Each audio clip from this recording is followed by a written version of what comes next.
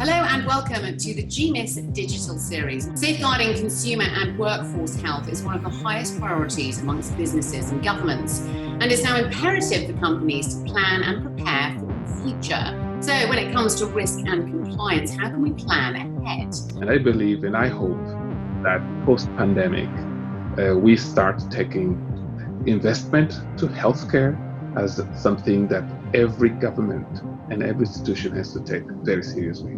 2.3 million people die from occupational accidents or work-related diseases, and that's about 1 every 15 seconds. What we do need is a technology shift in safety.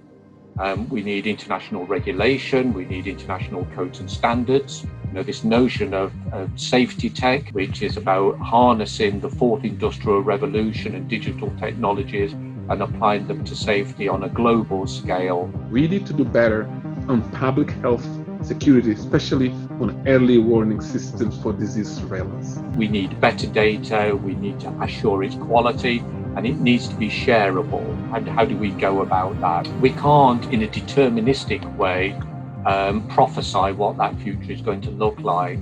And therefore, what we do need to do alongside all of this is build resilience. When you look at the digital health transformation in the health sector, it is behind many other sectors. Behind the media, it's behind the financial. So we need to raise that, accelerate, because after all, and what pandemic is showing us, the health of our workforce is key to the profitability of companies, is key to development, and is key to the well-being of the people.